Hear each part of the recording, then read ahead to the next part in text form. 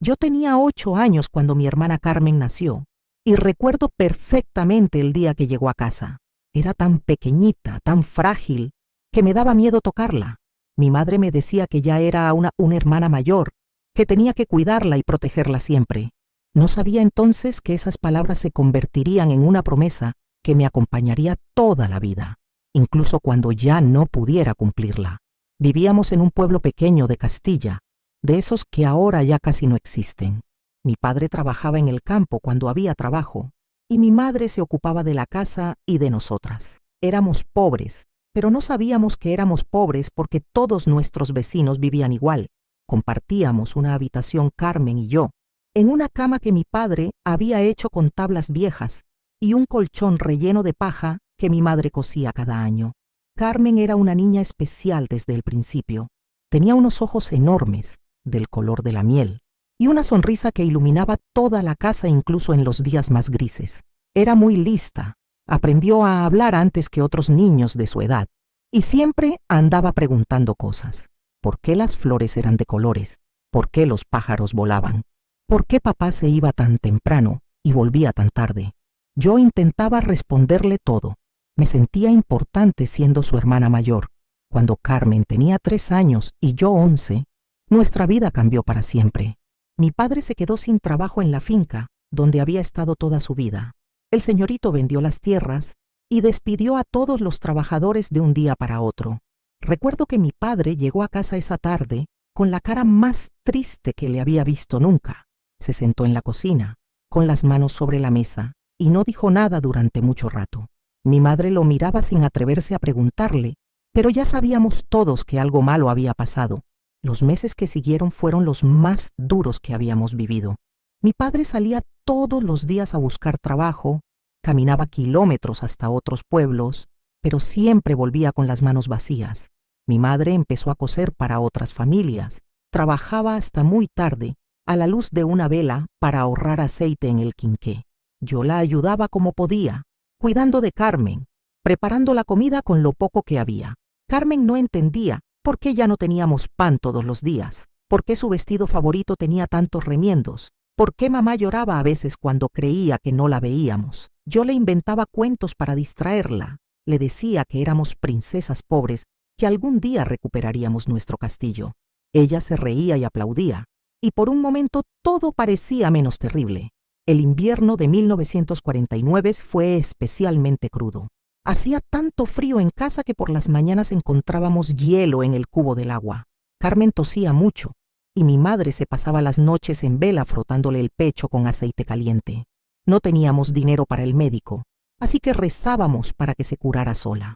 Mi padre había adelgazado tanto que la ropa le bailaba, y sus ojos habían perdido esa chispa que tenían antes. Una noche, oí a mis padres hablar en voz baja en la cocina. Creían que dormíamos, pero yo no podía dormir con el hambre y el frío. Mi madre decía que los tíos Aurelio y Remedios, que vivían en Madrid, habían escrito una carta. Tenían una tienda pequeña y les iba bien, y se habían ofrecido a llevarse a Carmen un tiempo, hasta que nuestra situación mejorara. Decían que podrían darle de comer todos los días, comprarle ropa nueva, incluso mandarla al colegio. Mi padre no quería ni oír hablar del tema. Decía que una familia tenía que estar junta, que ya encontraría la manera de sacar adelante a sus hijas. Pero mi madre insistía, con esa voz quebrada que había empezado a tener en los últimos meses. Le decía que Carmen era muy pequeña, que necesitaba comer bien, que el frío la estaba poniendo enferma, que si la querían de verdad, tenían que pensar en lo que era mejor para ella. Esa conversación se repitió muchas noches. Yo fingía dormir, pero escuchaba cada palabra, y el miedo me iba creciendo en el pecho como una planta venenosa. No podía imaginar la vida sin Carmen, sin su risa, sin sus preguntas, sin esos momentos en los que nos abrazábamos bajo las mantas para darnos calor. Carmen seguía siendo la misma niña alegre de siempre, a pesar de todo. Había aprendido a conformarse con menos, a jugar con muñecas hechas de trapos viejos, a inventarse canciones cuando no teníamos radio. Me seguía a todas partes como un perrito fiel, y por las noches me pedía que le contara cuentos hasta que se quedaba dormida con la cabeza en mi hombro. El día que llegó la carta definitiva de los tíos, Mi madre se encerró en su habitación y no salió en toda la tarde. Carmen y yo nos quedamos en la cocina, sin entender muy bien qué pasaba. Ella me preguntó si mamá estaba enferma, y yo le dije que solo estaba cansada. Pero por dentro sabía que algo terrible se estaba acercando, como esas tormentas que se ven venir desde lejos, pero no se pueden evitar. Mi padre nos reunió esa noche después de cenar. Su cara estaba seria, pero había una tristeza en sus ojos que me daba más miedo que cualquier enfado. Nos dijo que había que tomar una decisión muy difícil, que los tíos Aurelio y Remedios querían que Carmen fuera a vivir con ellos durante una temporada, que allí tendría todo lo que necesitaba, que podría ir al colegio y ser una niña normal. Carmen no entendía nada. Preguntó si nosotros también íbamos a Madrid, si podríamos visitarla, cuándo volvería a casa. Mi padre intentó explicárselo con palabras sencillas, pero ¿cómo le explicas a una niña de 3 años que su familia no puede cuidarla? ¿Cómo le dices que la van a separar de todo lo que conoce porque no hay otra opción? Yo me quedé callada, pero por dentro gritaba. Quería decirles que yo cuidaría de Carmen, que encontraría la manera de conseguir comida, que no hacía falta mandarla lejos, pero sabía que no era verdad, que era solo una niña y que no podía hacer nada para cambiar nuestra situación. Me sentía inútil, pequeña, impotente ante algo que era mucho más grande que yo. Los días siguientes fueron extraños, como si viviéramos en una nube. Mi madre preparaba las pocas cosas de Carmen en una maleta pequeña que habíamos pedido prestada. Le cosió un vestido nuevo con tela que había estado guardando para una ocasión especial y le arregló los zapatos para que le duraran más tiempo. Carmen estaba emocionada con la idea del viaje, sin darse cuenta de que no era unas vacaciones. Yo intentaba pasar todo el tiempo posible con ella. La llevaba a todos los sitios que le gustaban del pueblo, al río donde jugábamos en verano, a la iglesia donde nos escondíamos detrás de las columnas, al olivar donde recogíamos flores silvestres. Quería que se acordara de todo, quería que no me olvidara nunca. Le hacía promesas que no sabía si podría cumplir. Le decía que nos escribiríamos cartas, que vendría a visitarnos pronto, que algún día volveríamos a estar juntas. La noche antes de que se fuera, Carmen no podía dormir. Me preguntó si los tíos serían buenos con ella, si tendría su propia cama, si podría escribirme aunque todavía no supiera las letras muy bien. Le dije que sí a todo, aunque por dentro estaba tan asustada como ella. Le canté todas las canciones que sabía, hasta que por fin se durmió abrazada a mí, con su carita pegada a mi cuello. Por la mañana llegó el autobús que la llevaría a Madrid. Carmen llevaba puesto el vestido nuevo y los zapatos arreglados, y mi madre le había hecho 2 trenzas pequeñas con lazos azules. Parecía una muñequita, tan pequeña con su maleta en la mano. Los tíos habían venido a recogerla y parecían buena gente, hablaban con cariño y le prometían muchas cosas bonitas. Pero cuando llegó el momento de la despedida, Carmen se dio cuenta de verdad de lo que estaba pasando. Se agarró a mi falda y empezó a llorar, diciendo que no quería irse, que quería quedarse conmigo. Mi madre también lloraba, pero intentaba ser fuerte. Le decía que fuera una niña buena, que pronto nos volvería a ver. Mi padre tenía la mandíbula apretada y miraba hacia otro lado. Yo la abracé tan fuerte como pude, intentando grabar en mi memoria su olor, la suavidad de su pelo, el sonido de su respiración. Le susurré al oído que la quería mucho, que siempre sería mi hermanita pequeña, que no importaba cuánto tiempo pasara o cuán lejos estuviera. Carmen me miró con esos ojos grandes llenos de lágrimas y me dijo que me quería también, que no me olvidaría nunca. Y entonces la subieron al autobús y el motor se puso en marcha y Carmen pegó su carita a la ventanilla agitando la mano. Nosotros corrimos un poco detrás del autobús, diciéndole adiós, hasta que desapareció por la carretera que llevaba a Madrid, y de repente el pueblo se quedó en silencio, y yo me di cuenta de que mi vida acababa de cambiar para siempre. Esa noche, cuando me metí en la cama que ahora era solo mía, encontré debajo de la almohada una florecita seca que Carmen había guardado. Era de esas que habíamos recogido juntas en el olivar, y todavía olía un poco a campo y a primavera. La apreté contra mi pecho, y lloré hasta quedarme dormida, sabiendo que acababa de empezar la espera más larga de mi vida. Los primeros días después de que se fuera Carmen fueron como vivir en una casa vacía. Todo me recordaba a ella, la cama demasiado grande, los juguetes que había dejado, incluso el silencio que antes llenaba con sus preguntas y su risa. Mi madre intentaba mantenerse ocupada, pero la veía perderse en pensamientos que la hacían suspirar sin darse cuenta. Mi padre trabajaba en lo que podía encontrar, trabajos de un día aquí y otro allá, pero nunca lo suficiente para que las cosas mejoraran de verdad.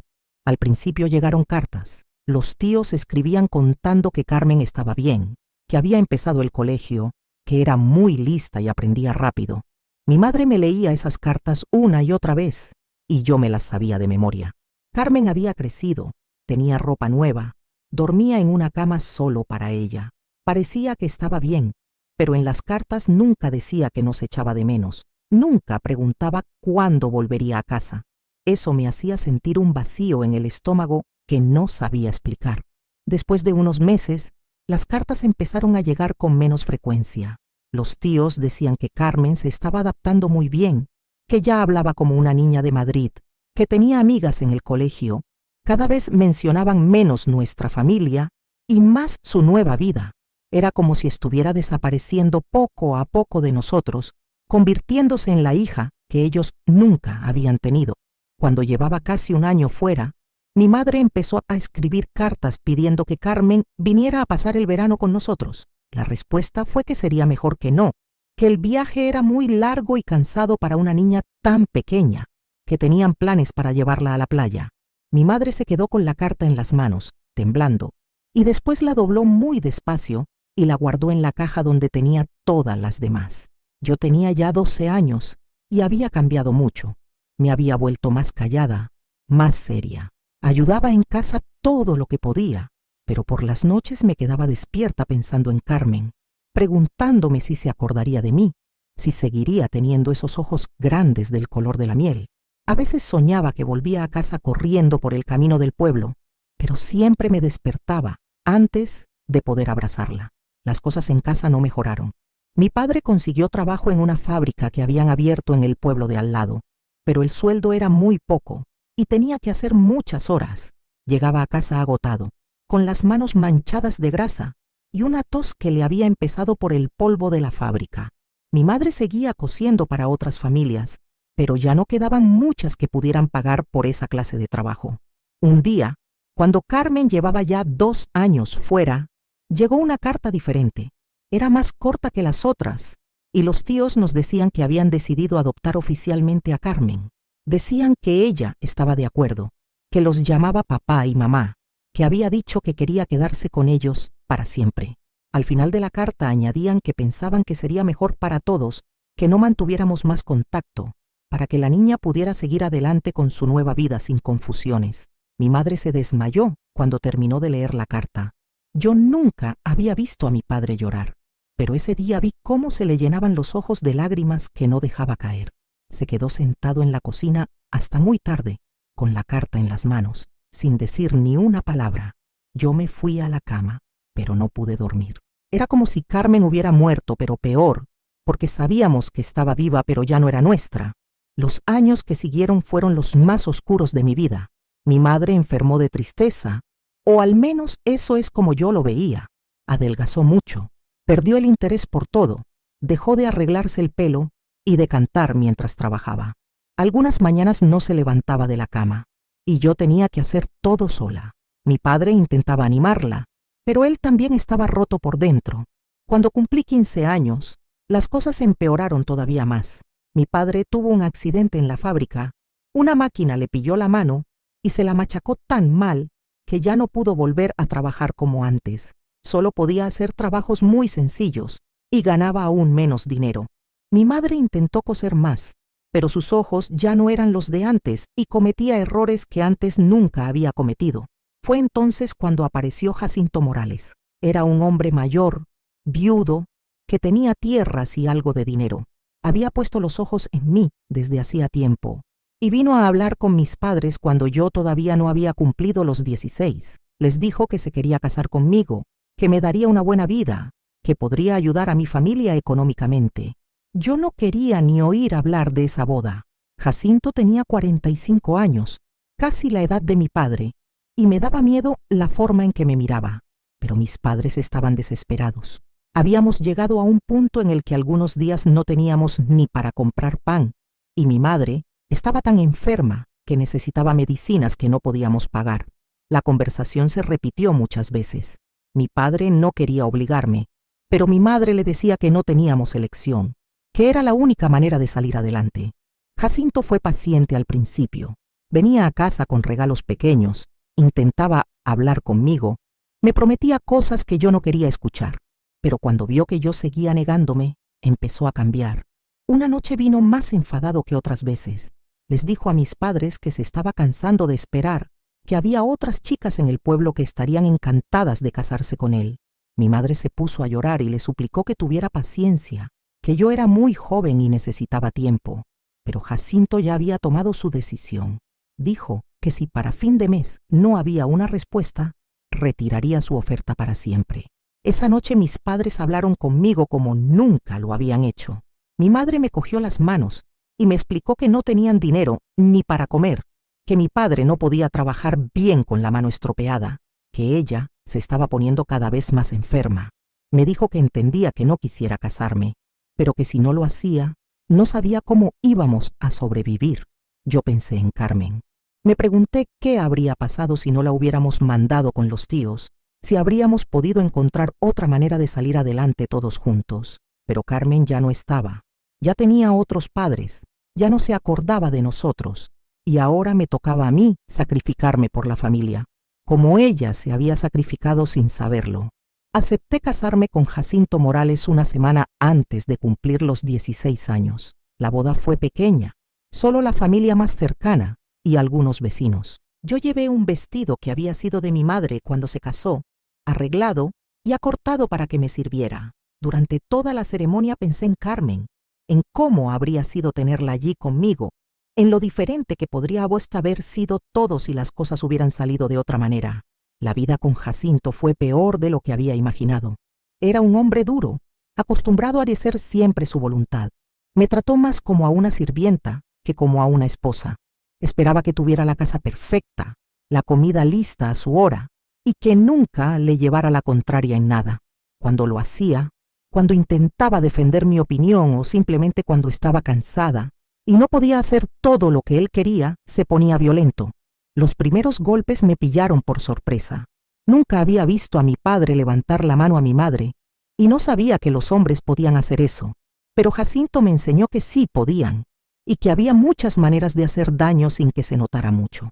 Aprendí a caminar en silencio, a tener todo preparado antes de que llegara a casa, a no decir nada que pudiera molestarlo. Durante esos años casi no pude ver a mis padres. Jacinto no quería que fuera mucho por casa. Decía que una mujer casada tenía que ocuparse de su propio hogar y no estar siempre con la familia. Cuando conseguía escaparme un rato, veía que mi madre estaba cada vez peor. Había envejecido muchísimo y sus ojos tenían esa tristeza que no se va nunca. Mi padre intentaba cuidarla, pero él también estaba mayor y más cansado. A los 2 años de casarme, mi madre murió. Fue en invierno, después de una pulmonía que no pudo superar. Yo quise quedarme con ella los últimos días, cuidarla como ella me había cuidado a mí, pero Jacinto no me dejó. Dijo que él también estaba enfermo, que tenía que cuidar de mi propia casa. Cuando me avisaron de que había muerto, llegué demasiado tarde. Ya la habían vestido y puesto en el ataúd, y yo no pude ni despedirme de ella como se merecía. En el funeral pensé mucho en Carmen. Mi madre había muerto sin volver a verla, sin saber si estaba bien, si era feliz, si alguna vez se acordaba de nosotros. Me pregunté si alguien le habría contado que su madre había muerto, si habría llorado, si habría querido venir al entierro, pero no había manera de saberlo, porque hacía años que no teníamos ningún contacto con los tíos de Madrid. Mi padre no duró mucho sin mi madre. Se fue apagando poco a poco, como una vela que se queda sin cera. Murió un año después, en su sueño, y cuando lo encontré parecía tranquilo, como si por fin hubiera descansado. Con él se fueron los últimos vínculos que me quedaban con mi infancia, con la época en que Carmen y yo éramos hermanas y creíamos que siempre estaríamos juntas. Después del funeral de mi padre, cuando volví a casa de Jacinto, me di cuenta de que estaba completamente sola en el mundo. Carmen existía en algún lugar, pero era como si fuera una persona diferente. alguien que había conocido en otra vida. Mis padres habían muerto sin que pudiéramos arreglar nada, sin que la familia volviera a estar junta nunca más, y yo estaba atrapada en una vida que no había elegido, con un hombre que me hacía daño, sin ninguna esperanza de que las cosas pudieran cambiar. Fue entonces cuando empecé a hacer planes. Por las noches, cuando Jacinto dormía, me quedaba despierta pensando en Carmen. No sabía dónde estaba exactamente, pero sabía que estaba en Madrid. Tenía que haber una manera de encontrarla, de saber si estaba bien, de decirle lo que había pasado con nuestros padres. Tenía que haber una manera de recuperar al menos un pedazo de mi familia. Empecé a ahorrar dinero en secreto. Cuando iba al mercado, guardaba unas monedas aquí y allá, inventándome que había costado más caro la comida o que se me había perdido el cambio. Era muy poco, pero poco a poco se fue juntando. También empecé a preguntar discretamente por Madrid, por cómo se llegaba hasta allí, por dónde podría buscar a alguien en una ciudad tan grande. Jacinto no sospechaba nada. Estaba tan acostumbrado a que yo fuera obediente y callada, que no se daba cuenta de que por dentro estaba cambiando. La muerte de mis padres me había hecho más fuerte de una manera extraña, como si ya no tuviera nada que perder. Seguía teniendo miedo de él, seguía obedeciendo para evitar los golpes, pero en mi cabeza ya no era su prisionera. Una noche, casi 3 años después de la muerte de mi padre, Jacinto volvió a casa más borracho de lo normal. Había estado bebiendo en la taberna con otros hombres del pueblo y llegó buscando pelea. Yo había hecho algo mal. No recuerdo qué, algo insignificante como siempre, pero esa vez, cuando levantó la mano para pegarme, algo se rompió dentro de mí. Le dije que no, que ya no iba a dejar que me pusiera la mano encima nunca más. Él se quedó tan sorprendido que por un momento se paró en seco, pero después se puso más furioso de lo que lo había visto nunca, y supe que esa noche iba a ser diferente de todas las anteriores. Supe que si no hacía algo, si no me iba de allí inmediatamente, no iba a salir viva de esa casa. Así que cuando él se abalanzó sobre mí, yo corrí hacia la puerta. Conseguí salir antes de que me alcanzara, y eché a correr por las calles del pueblo como nunca había corrido en mi vida. Detrás de mí oía sus gritos, sus amenazas, sus pasos pesados intentando alcanzarme. Pero yo conocía cada rincón de esas calles, cada atajo, cada escondite, y conseguí llegar hasta la estación de autobuses antes de que me encontrara. El primer autobús que salía esa noche iba hacia Madrid. El autobús hacia Madrid tardaba 6 horas, y durante todo el viaje no pude cerrar los ojos. Llevaba puesto solo el vestido con el que había salido corriendo de casa y un chal que había cogido al pasar por la cocina. En el bolsillo tenía el dinero que había estado ahorrando durante años. No era mucho, pero esperaba que fuera suficiente para sobrevivir unos días mientras buscaba a Carmen. Llegué a Madrid al amanecer, cuando la ciudad empezaba a despertar. Nunca había visto tantos coches juntos, tantos edificios altos, tanta gente caminando deprisa hacia sitios que yo no conocía. Me quedé parada en la estación de autobuses sin saber hacia dónde ir, sintiendo que era la persona más pequeña y perdida del mundo. Pregunté a varias personas por la calle donde vivían los Moreno, que era el apellido de los tíos de Carmen. Algunos se reían, otros me miraban como si estuviera loca. Una señora mayor me explicó que Madrid era muy grande, que había miles de personas con ese apellido, que necesitaba más información si quería encontrar a alguien. Pero yo no tenía más información. Solo sabía que tenían una tienda y que habían adoptado a mi hermana 15 años atrás. Pasé el primer día caminando por las calles, parándome en todas las tiendas que veía, preguntando si conocían a Aurelio y Remedios Moreno, que tenían una hija adoptada que se llamaba Carmen. La mayoría de los tenderos me miraban con desconfianza, pensando seguramente que era una loca o una ladrona. Algunos fueron amables y me dijeron que no los conocían, pero que podía seguir buscando en otros barrios. Esa primera noche dormí en un banco de un parque. Hacía frío y tenía miedo, pero no me quedaba dinero para una pensión.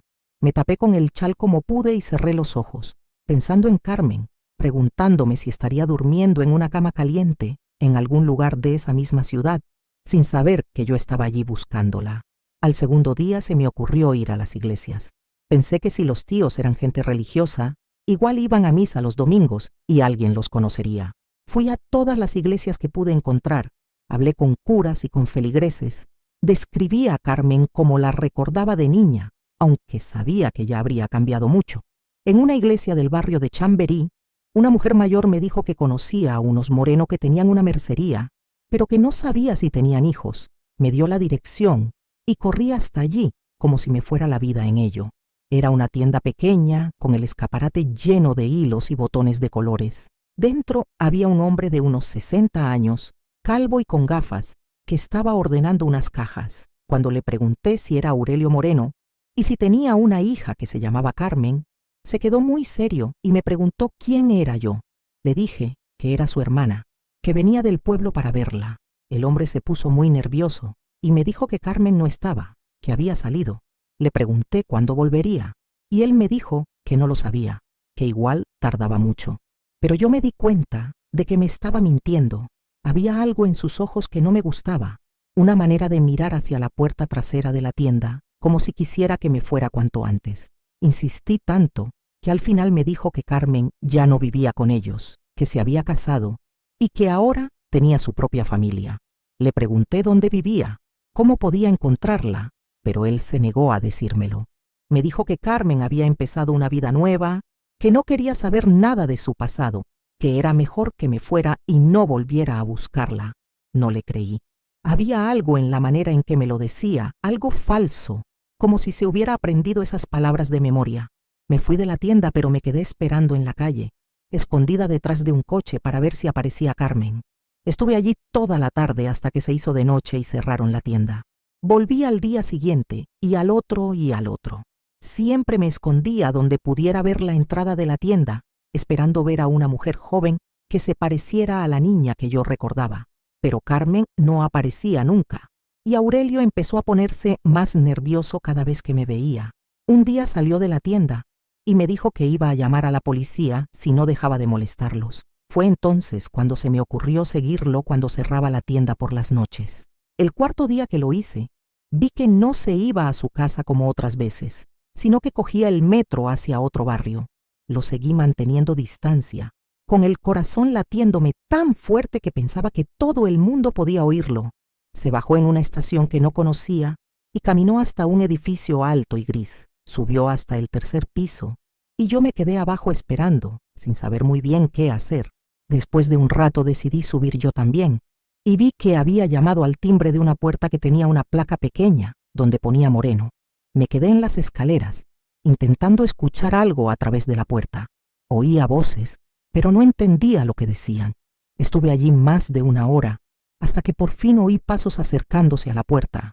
Me escondí en el hueco de la escalera, y cuando se abrió la puerta vi salir a Aurelio, pero detrás de él había una mujer joven. Era Carmen. Había cambiado muchísimo, claro. Ya no era la niña pequeña que recordaba, pero tenía los mismos ojos del color de la miel, la misma forma de mover las manos cuando hablaba. Estaba muy delgada, demasiado delgada, y llevaba un vestido que le quedaba grande. Tenía el pelo recogido de una manera que la hacía parecer mayor de lo que era. Pero lo que más me impactó no fue cómo había cambiado físicamente, fue la expresión de sus ojos.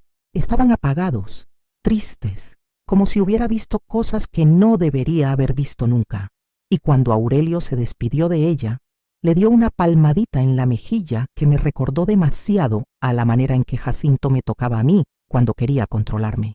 Esperé hasta que Aurelio se fue, y entonces subí y llamé a la puerta. Carmen abrió, y cuando me vio, se quedó completamente inmóvil. Durante unos segundos ninguna de las dos dijo nada. Solo nos miramos como si estuviéramos viendo un fantasma. Fue ella la que habló primero. Me dijo mi nombre, casi en un susurro, como si no se creyera que fuera yo de verdad.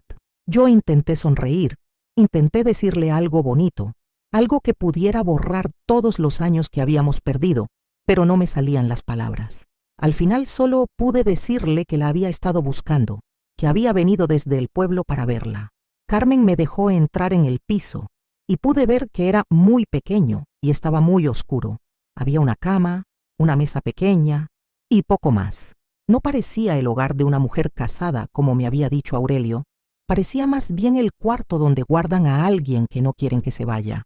Nos sentamos en la cama, una al lado de la otra, y por un momento fue como si volviéramos a ser las niñas que habíamos sido. Carmen me tocó la cara, como si quisiera asegurarse de que era real. Y yo hice lo mismo con ella, pero enseguida me di cuenta de que algo iba muy mal. Tenía marcas en los brazos, moratones viejos que intentaba tapar con las mangas largas. Le pregunté si estaba bien, si los tíos la trataban bien, si era feliz en Madrid. Carmen no me contestó directamente. Solo me preguntó por nuestros padres, si seguían viviendo en el pueblo, si habían preguntado por ella alguna vez. Tuve que contarle que habían muerto, que mamá había muerto enferma y triste por no haberla vuelto a ver, que papá se había ido poco después. Carmen lloró cuando se lo dije, pero era un llanto extraño, como si hubiera olvidado cómo se hacía. Me preguntó si habían sufrido mucho, si habían dicho algo de ella antes de morir. Le dije que siempre la habían querido, que siempre habían esperado volver a verla, que la última palabra que había dicho, mamá, había sido su nombre. Después me contó la verdad de lo que había pasado todos esos años. Los tíos la habían tratado bien al principio, pero cuando creció y empezó a preguntar por nosotros, cuando empezó a decir que quería volver al pueblo para visitarnos, las cosas cambiaron. Aurelio empezó a decirle que éramos mala gente, que la habíamos vendido porque no la queríamos, que si volvía con nosotros la trataríamos mal. Cuando Carmen cumplió 14 años, Aurelio empezó a comportarse de manera extraña con ella. Al principio eran solo miradas, después roces que parecían casuales, después cosas peores. Remedios se daba cuenta de lo que pasaba, pero no hacía nada para impedirlo. Al contrario, le decía a Carmen que tenía que estar agradecida por todo lo que habían hecho por ella, que tenía una deuda con ellos que tenía que pagar. Cuando intentó escaparse la primera vez, la encontraron y la trajeron de vuelta. Fue entonces cuando la encerraron en ese piso, diciéndole que era para su propia seguridad, que Madrid era muy peligroso para una chica joven. Desde entonces solo salía cuando ellos la acompañaban y nunca podía hablar con nadie sin que estuvieran delante. Me contó todo esto con una voz muy tranquila, como si estuviera hablando de otra persona, pero yo veía en sus ojos todo el dolor que había acumulado durante años, todo el miedo, toda la soledad. Me di cuenta de que mi hermana pequeña había sufrido tanto o más que yo, pero de una manera diferente, más silenciosa, más escondida. Le dije que tenía que venir conmigo, que tenían que irnos de Madrid esa misma noche, pero Carmen me dijo que no podía, que Aurelio había amenazado con hacerle daño si intentaba escaparse otra vez, que no tenía ningún sitio a donde ir. Le expliqué que yo también había escapado, que había dejado a un marido que me pegaba, que las dos podíamos empezar una vida nueva juntas. Estuvimos hablando hasta muy tarde, haciendo planes, recordando cosas de cuando éramos pequeñas, llorando por todo lo que habíamos perdido y por todo lo que nos habían quitado. Carmen me dijo que había pensado en mí todos los días, que nunca se había olvidado de las canciones que yo le cantaba, que había guardado durante años la florecita seca que le había dado la última noche que habíamos dormido juntas. Pero cuando ya estábamos decididas a marcharnos, oímos pasos en la escalera. Carmen se puso muy nerviosa y me dijo que era Aurelio, que venía a comprobar que estaba en casa como todas las noches. Me escondí en un armario pequeño que había en el cuarto, y desde allí oí cómo entraba sin llamar, como si fuera su propia casa. Oí su voz preguntándole a Carmen si había pasado algo raro ese día, si había venido alguien a molestarla. Carmen le dijo que no, que había estado sola todo el día como siempre, pero Aurelio no parecía convencido. Se quedó allí mucho rato, revisando el piso, acercándose peligrosamente al armario donde yo estaba escondida. Finalmente se fue, pero antes le dijo a Carmen que al día siguiente tenía que acompañarlo a la tienda, que necesitaba ayuda con el inventario. Yo sabía que era mentira, que lo que quería era tenerla vigilada porque sospechaba algo. Cuando se fue y pude salir del armario, Carmen estaba temblando. Me dijo que teníamos que ser muy cuidadosos, que si Aurelio se enteraba de que yo había estado allí, las cosas se pondrían muy feas para las dos. Pero yo ya había tomado mi decisión. Le dije que al día siguiente, cuando fuera a la tienda, yo estaría esperando fuera, que cuando saliera, echaríamos a correr y no pararíamos hasta estar muy lejos de Madrid. Carmen tenía miedo, pero también tenía ganas de ser libre por primera vez en muchos años. Quedamos en que cuando ella saliera de la tienda al mediodía, yo estaría esperando en la esquina. Tendría preparada una bolsa pequeña, con lo poco que pudiera llevarse sin que se notara.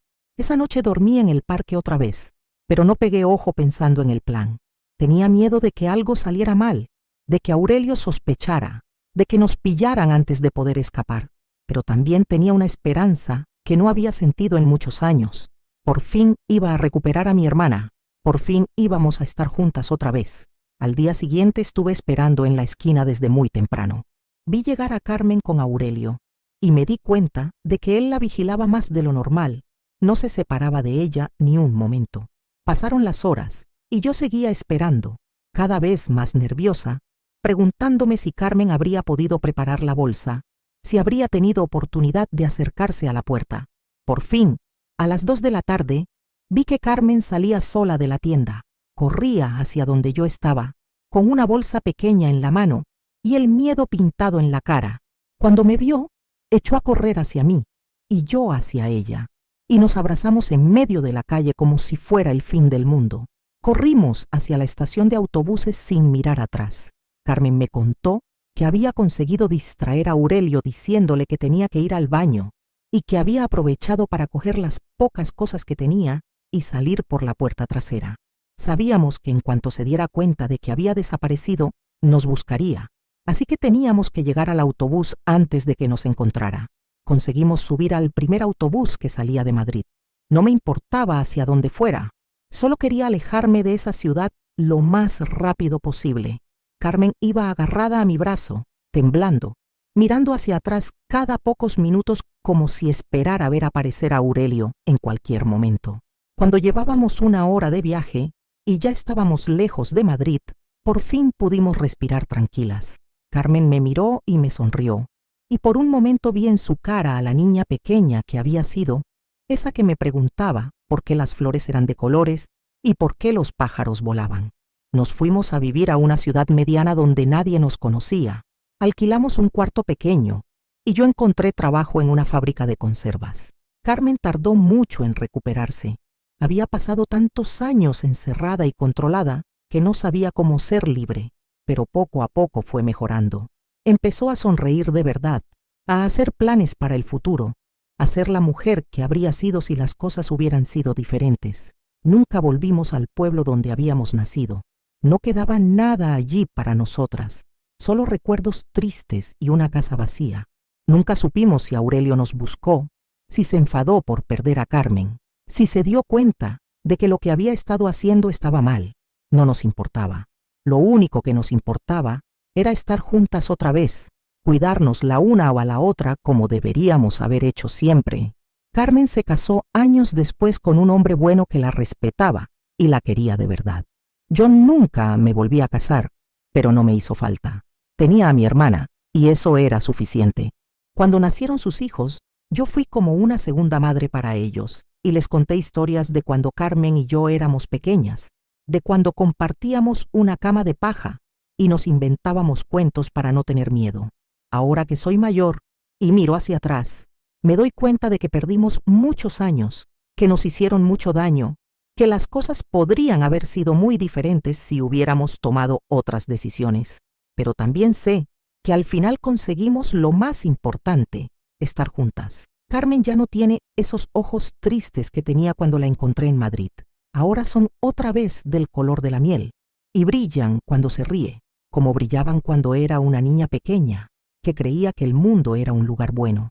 A veces me pregunto qué habría pasado si nuestros padres no la hubieran mandado con los tíos, si hubiéramos encontrado otra manera de sobrevivir a aquellos años difíciles. Pero después, pienso que no sirve de nada preguntarse esas cosas. Lo único que importa es que ahora estamos aquí, que somos hermanas otra vez, que nadie nos va a separar nunca más. Y eso, después de todo lo que hemos pasado, me parece el milagro más grande del mundo.